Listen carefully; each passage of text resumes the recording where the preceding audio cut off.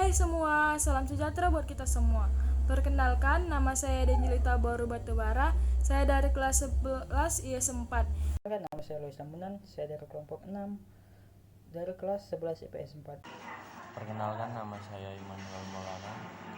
Saya dari kelas 11 IS 4. Akan menjelaskan mengenai pengertian dari kohesi sosial. Kohesi sosial adalah kemampuan suatu kelompok untuk menyatu.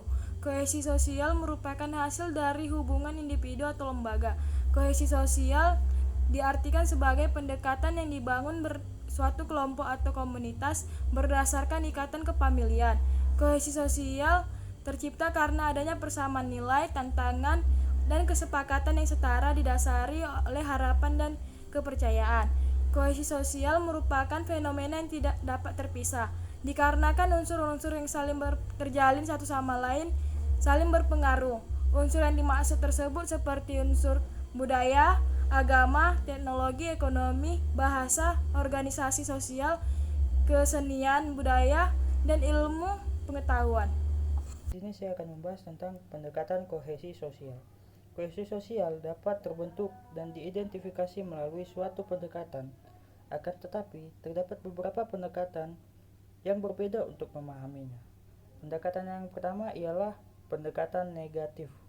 Pendekatan ini memandang kohesi sosial di masyarakat tidak terjadi karena adanya hal atau faktor negatif yang menyebabkan tidak terciptanya hubungan masyarakat yang baik, seperti kemiskinan dan pengangguran, yang merupakan salah satu faktor penyebabnya. Pendekatan yang kedua adalah pendekatan positif. Pendekatan ini menekankan bahwa masyarakat secara keseluruhannya memiliki kemampuan untuk mendapatkan kualitas hidup yang bagus bagi dirinya, atau dalam arti kata lain untuk membentuk keadaan di mana kohesi sosial dapat tercipta berdasarkan kualitas hidup. Sebagai kesimpulan, maka proses terjadinya kohesi sosial merupakan suatu fenomena yang dapat dilihat dengan strategi pendekatan. Dalam melihatnya, terdapat dua pendekatan, yaitu negatif yang menekankan kepada faktor tidak terjadinya kohesi sosial dan positif yang menekankan kepada kualitas hidup yang memberikan dampak terbentuknya kohesi sosial. Kasihkan contoh kohesi sosial. Yang pertama, lokasi, hubungan antara kata yang berbeda pada lingkungan dan bidang yang sama.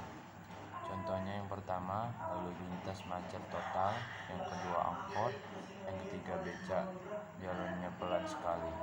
Yang kedua, hiponim. Hiponim adalah suatu kata atau yang maknanya tercakup dalam kata-kata atau frasa lain yang lebih umum.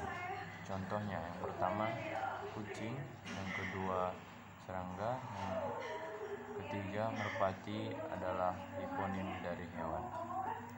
Yang ketiga, ekofalenis atau kesepadanan adalah hubungan kesepadanan antara satu lingkungan tertentu dengan satu lingkungan yang lain dalam sebuah paradigem.